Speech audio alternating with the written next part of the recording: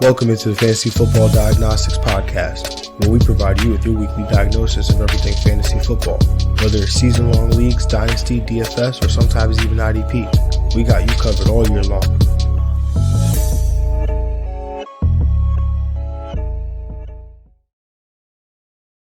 Let's do it. Let's get to it. Welcome into the Fantasy Football Diagnostics Podcast, and I'm your host, John June.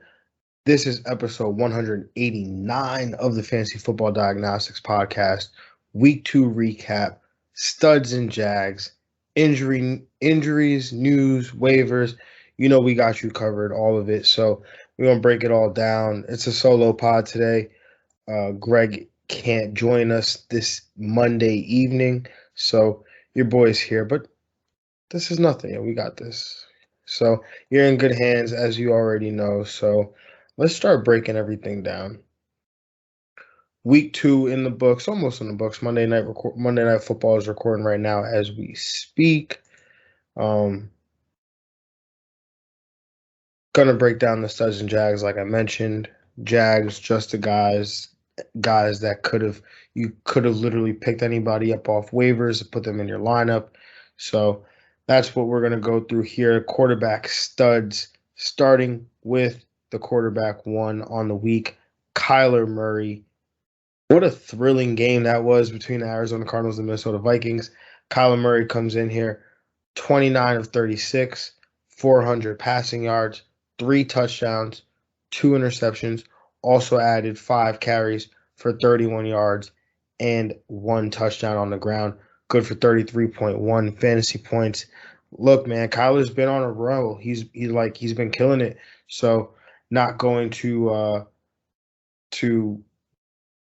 I'm pretty much going to expect this, going to expect it every week. Last week he was on a roll until he got the shoulder injury. So pretty much just going to expect this week to week from Kyler. It's good to see the Cardinals winning. I was one that didn't think that Cliff Kingsbury, I was high on him his first year in the league, but not so much these last couple years. And so, this year it looks like the Cardinals are making some noise in a loaded NFC West division. So moving on to the QB2 on the week, that would be quarterback Lamar Jackson, 18 of 26, 239 passing yards, 1 touchdown, 2 interceptions, also added 16 carries and 107 yards and 2 touchdowns on the ground, good for 32.26 fantasy points.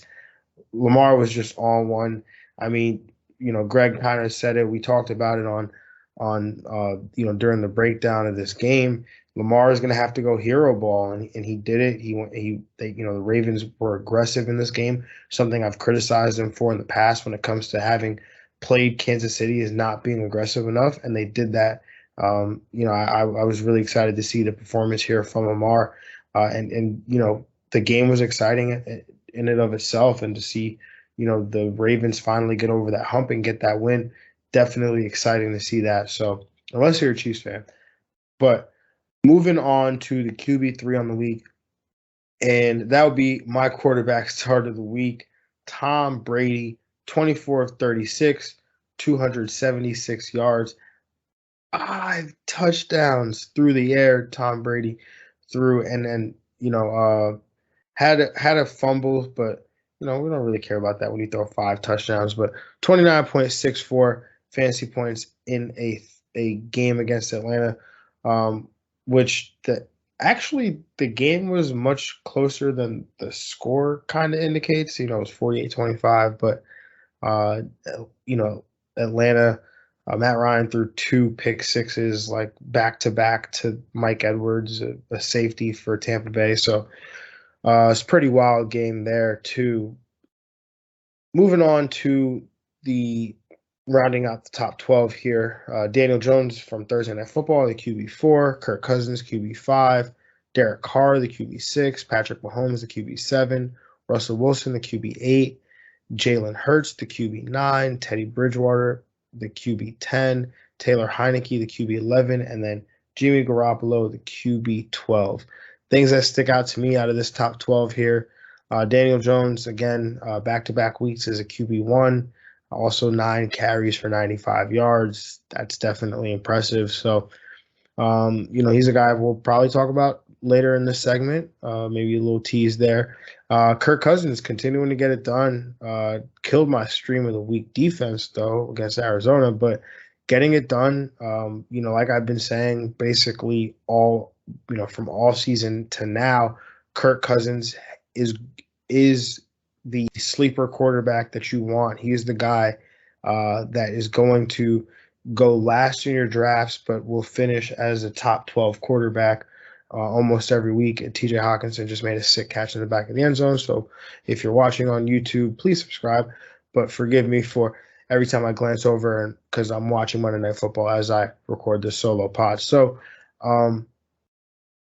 Derek Carr also coming in as a QB6. I was telling Greg off the air that I feel like Derek Carr is almost matchup proof. Like it doesn't, not because he's better than all the matchups. It's just that the Raiders have an offense where they're going to throw the football so much that Derek Carr is just through volume alone is going to get, he's going to put up he's going to put up productive weeks in games where you really probably don't expect him to. So, obviously, I didn't expect him to do it against Pittsburgh. I should have taken my own advice there. But, I don't know. There's just something about Derek Carr in this offense where he's going to get this volume week to week. And then Jalen Hurts, who didn't have the best day passing, 12 of 23, 190 yards. It's 52% of his passes. But as we always say, the rushing, give me those legs. 10 of 82 and a touchdown there for Jalen Hurts. Teddy Bridgewater, my quarterback stream of the week, also getting it done there as the QB 10 against Jacksonville. And then Taylor Heineke, who I think is going to perform well with this Washington job, coming as the QB 11 against the Giants. And so rounding out the honorable mentions here, Sam Darnold coming in as the quarterback 13, playing well in Carolina. Carson Wentz, the quarterback 14. That was pretty good performance for somebody who didn't even finish the game and had a couple turnovers. And then Baker Mayfield, who also didn't finish his game, came in as the quarterback 15 on the week. And so rounding out these not so great performances here, the Jags of the week, the Just the Guys. Josh Allen did not have a great performance. Ryan Tannehill also did not have a great performance there. Justin Herbert, Greg's quarterback star of the week, was not great this week. That whole game wasn't great. Dak also flamed out in that game as well. The over-under on that game was 55.5, ends up at 37, the final total was. So definitely not a great game. Both these defenses played much better than I think a lot of people were anticipating. Matt Ryan didn't play too poorly, and the overall quarterback's position was pretty good. I mean, Jimmy Garoppolo was the quarterback 12, and he scored 19 and a half, fantasy points. So overall quarterback scoring on the week was pretty good. And so, Matt Ryan's 16 points wasn't all that crazy. It could have been worse considering the matchup. And that was also when you consider that he had 2 interceptions. So if you play in like a -2 interception league, that's like -4 points. So he would have had a 20-point week, which would have put him at the quarterback 12 here. So all in all, it was okay. I know the sky was falling for Matt Ryan, but we're okay here. The running back studs of the week, man, and it starts with one man, Derrick Henry. People may have panicked last week. We said it. He had the volume. I'm not panicking with Derrick Henry. We're not panicking. This guy is going to continue to get that work. And 35 carries, 182 rushing yards, and 3 touchdowns for King Henry. But here's the best part. 6 receptions on 6 targets. There's a trend here. Derrick Henry's getting involved in the pass game. Had 3 targets in week 1, 2 catches. He gets 6 targets here, 6 catches, 55 yards. I mean, this is what you want from Derrick Henry. This is if he was getting this reception work, he would be in the conversation for the number 1, number 2 guy overall. I mean, as early as when I did my projections, I had him as my number 2 guy, mainly because of the rushing. But if you're getting this right here, this is good stuff, man. This is really good stuff. 47.7 PPR points on the week here for King Henry. The RB2 on the week, Christian McCaffrey, 24 carries, 72 rushing yards, 1 touchdown, also added 5 catches on 6 targets for 65 yards, 24.7 PPR points. What can you say? This guy even missed some time for cramping. Christian McCaffrey, CMC, he's the man. This is the guy that you want in your lineups. Of course, you know that. You don't need me to tell you that. But this is why you spent the 101 on CMC. Moving on to the RB3 on the week, Cordaro Patterson, 7 carries for 11 yards and a rushing touchdown. Also added 6 targets for 5 catches for 58 yards and a touchdown. 2 touchdowns. Cordaro Patterson looks good playing running back. I mean, he looked good last week, looked good this week. He's getting involved, especially as a pass catcher too. We're going to talk about Cordero Patterson later. I promise you that. Tony Pollard, the RB4. That was an interesting one. Austin Eckler, the RB5. J.D. McKissic, the RB6. Najee Harris, the RB7. James White, the RB8. Ezekiel Elliott, the RB9.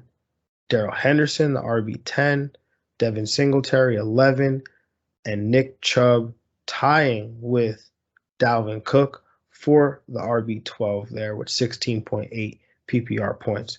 So out of this top 12, what really sticks out to me, Tony Pollard getting worked in there with Ezekiel Elliott finishing higher than him with fantasy points, also was more productive than him in the game, had over 100 yards rushing, averaged 8.4 yards a carry to Zeke's 4.4. Had 3 receptions as well on 3 targets for 31 yards to Zeke's 26 yards.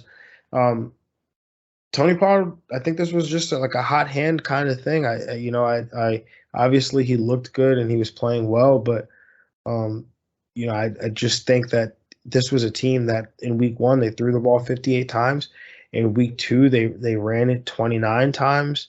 I think that this was just the matchup that they decided to go with. So there will be weeks like this within the offense. I think Tony Pollard probably earned a bigger role. If you're the Cowboys coaching staff, you probably feel like you have to play Tony Pollard a little bit more, considering his performance in this game and what he's done previously as well. So don't think that this is going to be a situation that goes away anytime soon. Austin Eckler, good to see him get 9 targets. That was something that we talked about leading up to this matchup. Was the 0 target, 0 route game a nature of the hamstring, or was that a trend? It was clearly a nature of the hamstring there. Back to business with Austin Eckler. So that's got to be fantastic news there if you are an Austin Eckler manager. J.D. McKissic, that's a role that we thought was gone after week 1. Don't know what that was about, the utilization not being there in week 1, but it was there in week 2 when he got 6 targets. And so that's going to be a thorn in the side for Antonio Gibson managers who were expecting him to be a 3-down player coming into this season. Najee Harris, was good to see him get in there in the top 12 after a rough week 1. Didn't get it done on the ground.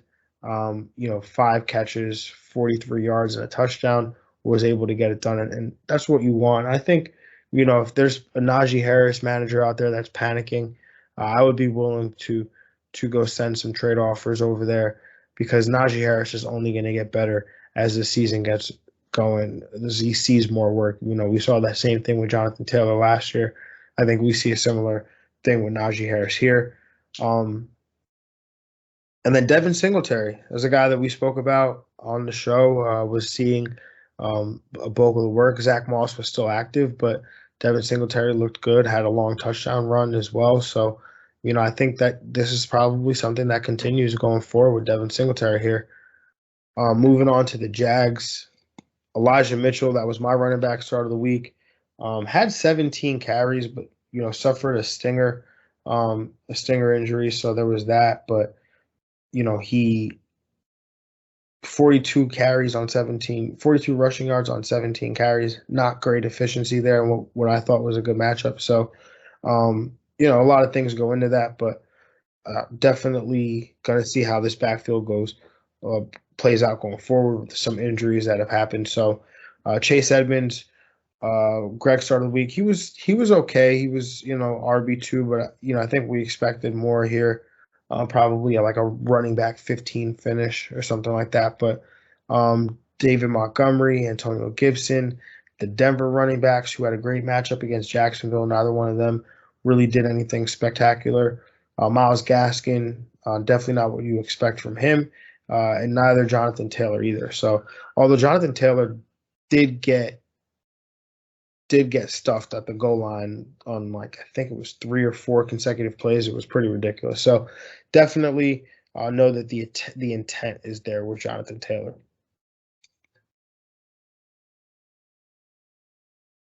Moving on to the wide receiver position, Cooper Kupp, the wide receiver 1 on the week, 36.8 PPR points, 9 catches, 11 targets, 163 receiving yards, and 2 touchdowns.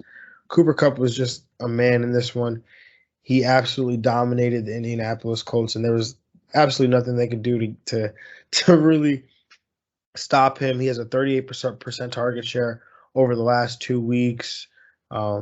Matthew Stafford absolutely loves him. So continue to start Cooper Kupp every week. Obviously, you don't need me to tell you that, but definitely excited about Cooper Kupp. That's one of my guys there. Tyler Lockett, the wide receiver 2 on the week. He's doing it again. Tyler Lockett is, and I can't be happier because the shares I do have, I'm excited. I'm kind of sad I don't have more. 8 catches, 11 targets, 178 receiving yards, 1 touchdown, 31.8 PPR points there. And then there's Terry McLaurin, man, 14 catches on 11 targets, 107 yards and a touchdown, 27.7 PPR points. I mean, I wish I had spent out some trade offers for Terry McLaurin after the Ryan Fitzpatrick injury, because I definitely believe in Taylor Heineke. This one is if you have Terry McLaurin and you were upset about the Taylor Heineke loss, or the Ryan Fitzpatrick loss, this has to be very encouraging for you. Rounding out the top 12 here, Cortland Sutton, Mike Evans, Rondell Moore, Marquise Brown, Hollywood Brown, we'll say that, Brandon Cooks, Henry Ruggs III, Mike Williams, DJ Moore, and Freddie Swain. Things that stick out to me, obviously, my wide receiver start of the week and Mike Williams being in that top 10. That's nice. Hollywood Brown, he's earned it back. 6 for 60. 6 for 113 and a touchdown.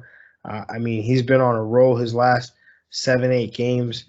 Has Detroit coming this week, so there's a good matchup there. So definitely somebody you probably want in your lineups next week. Rondell Moore, obviously, we've been talking about him for what feels like forever now. I mean, I feel like I've been talking about him forever. If you've been listening to this since we've been talking Dynasty, Rondell Moore is my guy. So Henry Ruggs, excited to see him up here. Gave up on him after a week because that's how sometimes we grow impatient here, especially with those later round picks. But Henry Ruggs definitely is showing that explosiveness that we expected to see from him in year 2. And then Cortland Sutton, man, our guy, our dog, man, just the alpha, a grown man, 9 catches on 12 targets, 159 yards. Didn't even score a touchdown, man. Had almost 25 PPR points. Man is a dog. So continue to ride with our guy, Cortland Sutton. And some honorable mentions here. Michael Pittman Jr. I'm sorry if anybody dropped MPJ, man, because of what I said. I'm sorry. Had a phenomenal game here. Saw 12 targets in this one, over 100 receiving yards. Was just playing the role of the alpha here for the Indianapolis Colts, which is what we expected from him in year two.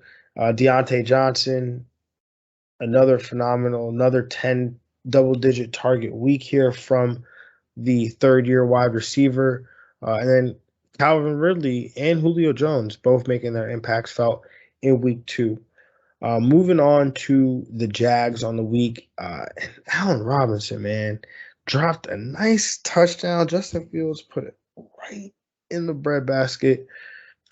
Just couldn't come down with it. Didn't 10 PPR points. That's not good enough from A-Rob, man. DK Metcalf, Tyreek Hill, Devontae Smith. I mean, the Tyreek Hill one, that one kind of sucks, right? Because you're like, oh, this high-scoring game. It was like over 70 points in that game, 71 points. And you're like, oh, this is fantastic. If I found out it was a 71-point game and I had Tyreek Hill, like I go check the score. I'm like, yo, he should have at least 20 points. Dude ends up with like 3 or 4 points. I don't even remember what it was, 3 or 5 points, something like that. I was just upset. And then Devontae Smith, that whole pretty much, unless you were Jalen Hurts, you did not have a great day in Philadelphia. Moving on to the tight end position, the studs of the week, Travis Kelce, the number one guy on the week, 7 catches, 109 yards, and the touchdown there. The touchdown was crazy, too. I mean, it was like a 40-yard touchdown, 46-yard touchdown, and he just put on the Jets. Travis Kelce did, just weaving and juking people. It was a wild touchdown. So if you haven't seen it, go check it out. But, feels like 2010 right now. Gronk is the tight end 2 here. 4 catches, 39 yards, 2 touchdowns.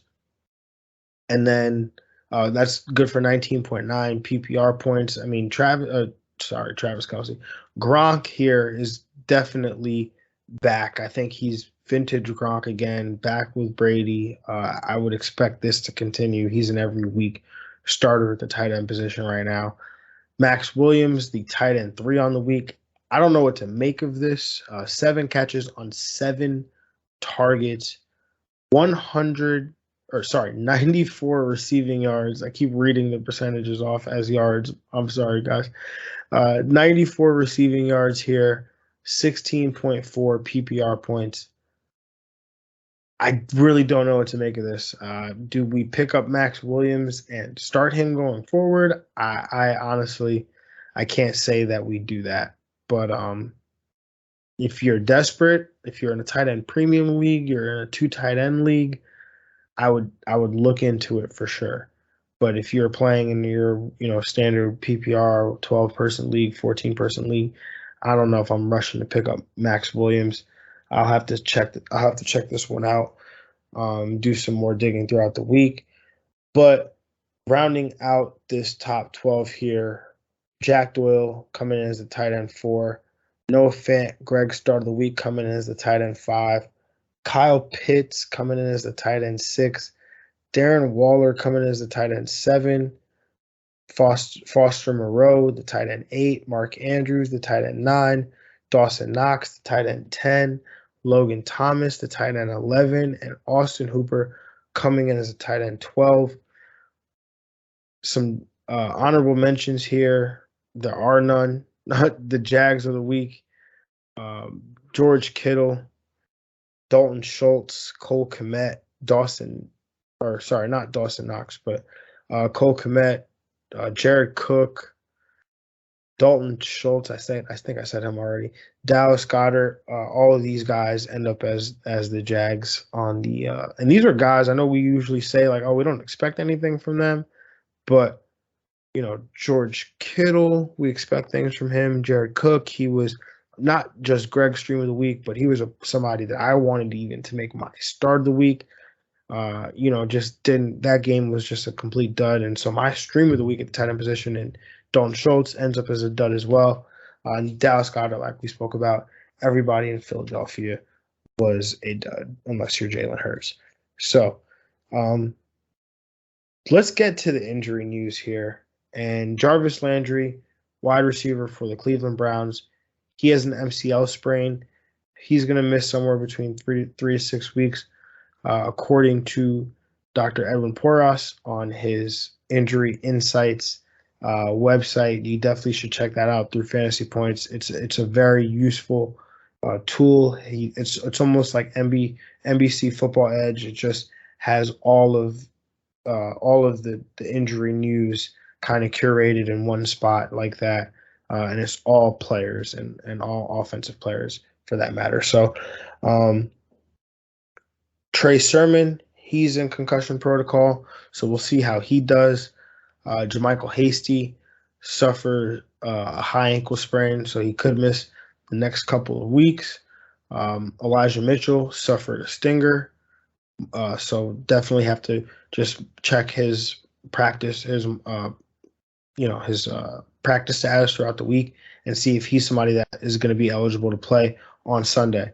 And so Daryl Henderson suffered a rib injury, so depending on his pain tolerance, he might be able to play, but could be out the next 2 to 4 weeks potentially. And then Deontay Johnson suffered a knee injury.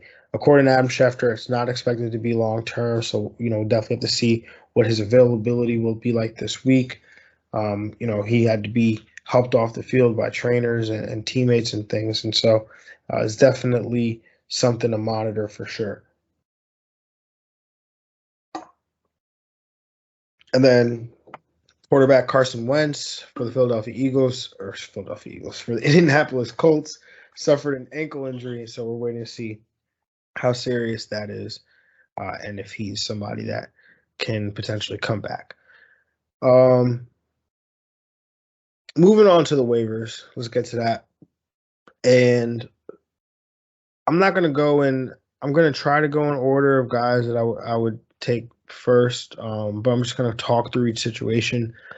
The first guy I want to talk about is Sony Michelle. He's rostered in 60% of Yahoo leagues. He could potentially get an opportunity to be the Rams' lead back.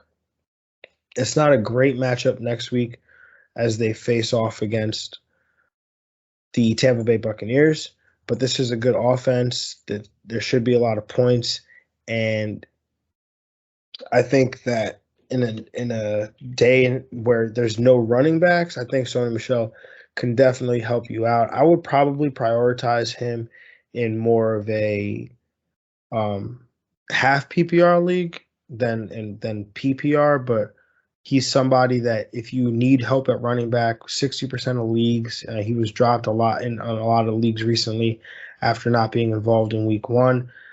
Because if Darrell Henderson's out, you don't know how long he can be out for, right? You play running back.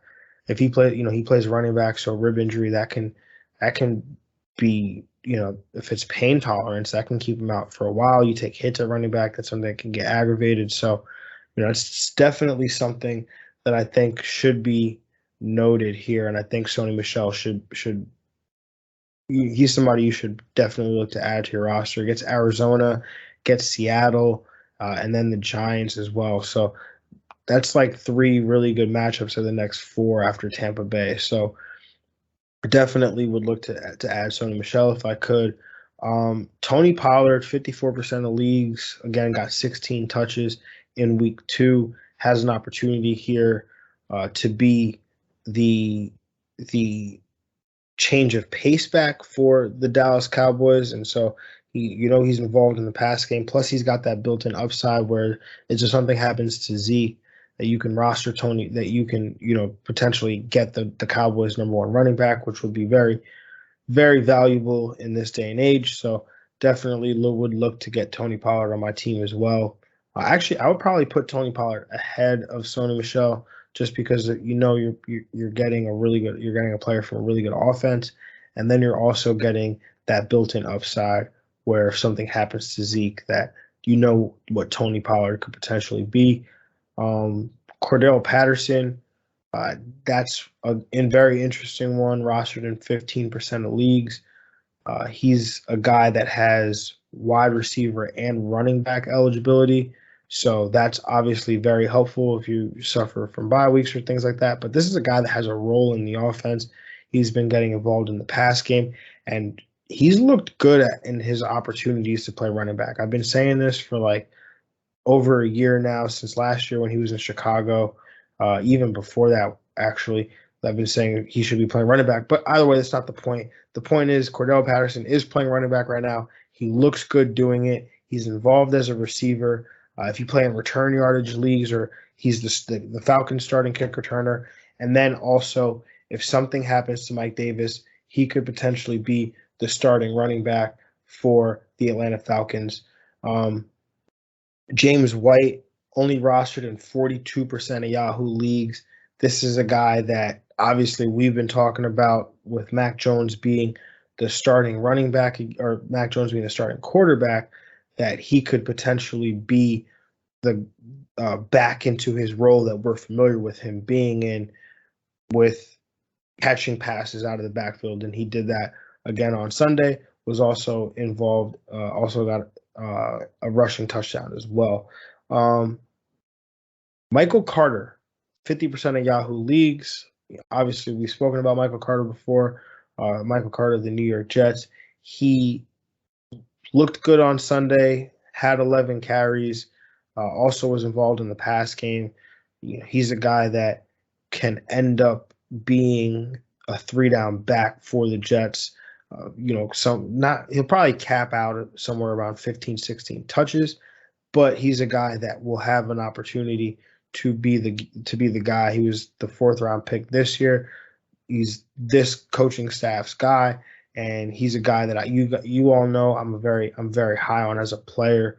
I think very highly of Michael Carter, and I think so if he's available in your league, I think you should make that move to go get him. So if I'm prioritizing these guys, it'd probably be if I'll do a PPR league because that's what we're talking about on this show. It would be Tony Pollard, then it would be James White, then it would be Sony Michelle, then it would be Cordell Patterson, and then it would be Michael Carter. Actually, I might flip Michael Carter. No, I would leave it the way it is. Moving on to the wide receiver position. In terms of waivers, Hollywood Brown, 66% rostered. I know he's probably rostered in a lot of leagues, but he's a guy that was available in a lot of leagues because, name fatigue with Hollywood Brown, with Marquise Brown, but gets to go up against Detroit next week. So if he's available in your league, you should definitely look to add him and start him against the Detroit Lions here. Michael Pittman Jr., if you dropped him because I told you to, I'm sorry, but make sure you go pick him back up. Regardless of the injury with Carson Wentz, Michael Pittman Jr. is the alpha here. Played well in a bad matchup, so I'm definitely thinking that you want to get Michael Pittman back. Sterling Shepard, 57% rostered, has a matchup coming up against Atlanta. So, that's been a bad defense and one to target through 2 weeks. And so I think Sterling Shepard is a guy that you're going to want to get on your rosters, especially in PPR leagues. He's seeing a high number of targets. Just remember, as Saquon Barkley gets healthier, once Evan Ingram gets back healthy, Kenny Golladay and Daniel Jones continue to work out their chemistry, Sterling Shepard's not going to see this large volume of targets every single week. So be mindful of that when you are looking to pick him up.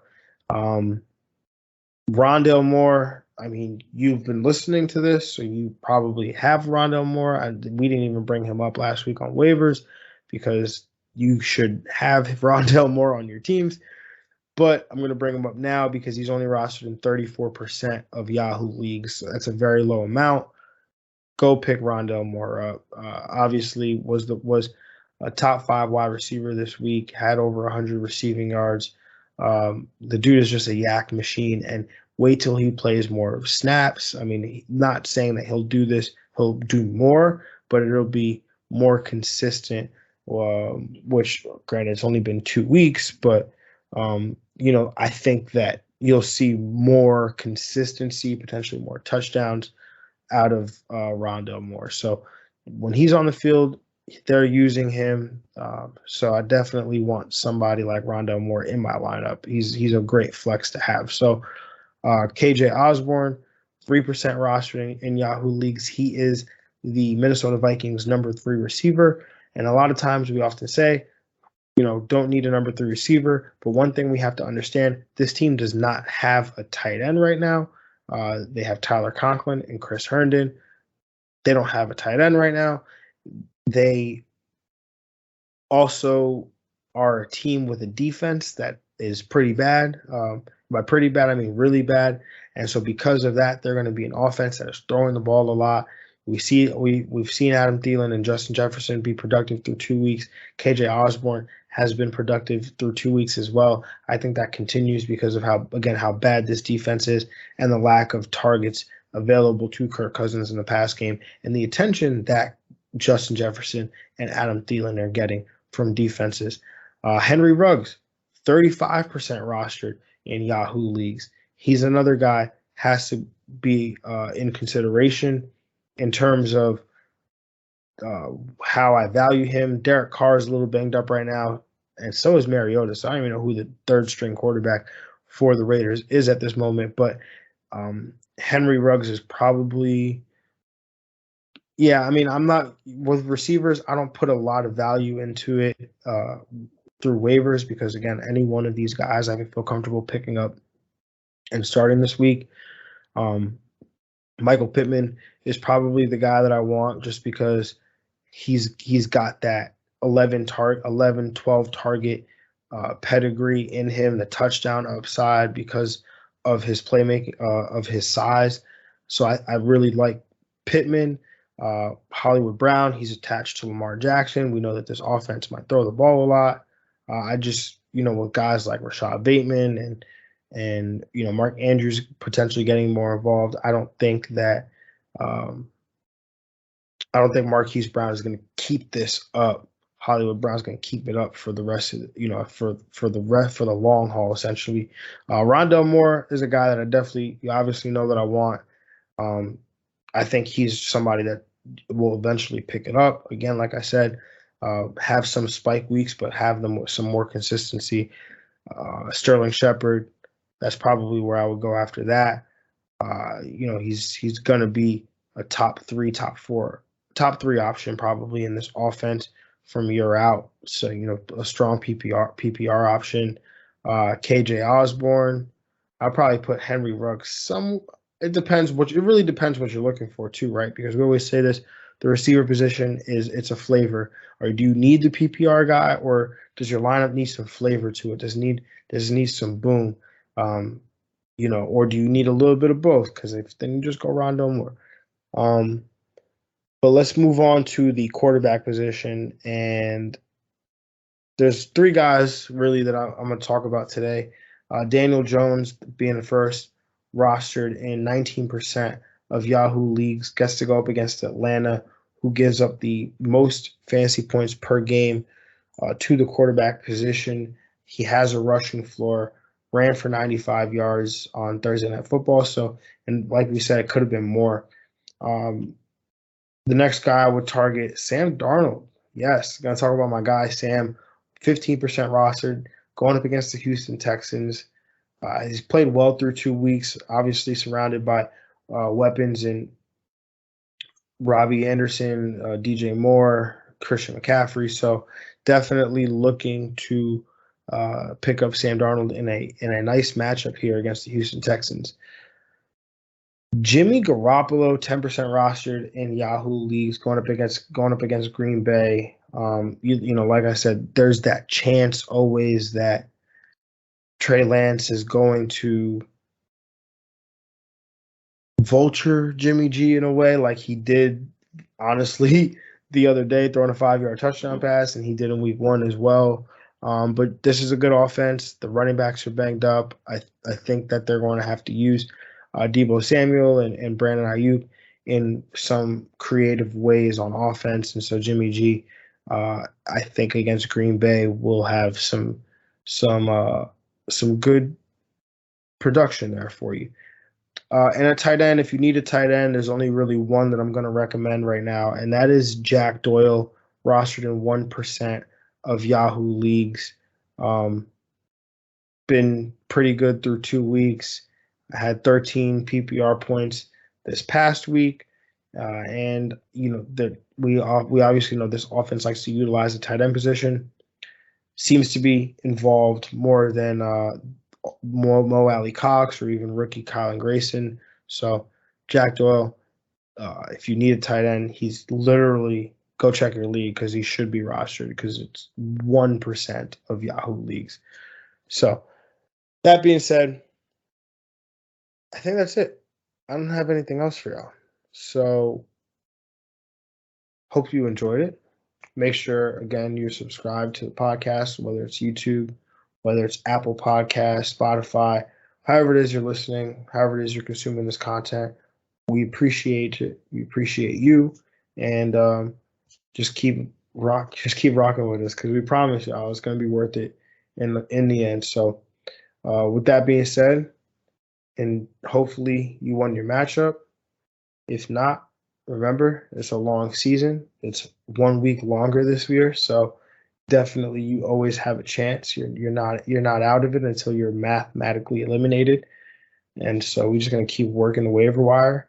Make sure you check out who's been dropped on that waiver wire, and let's make some moves, y'all. Until next time, have a good one. We are out of here. Peace.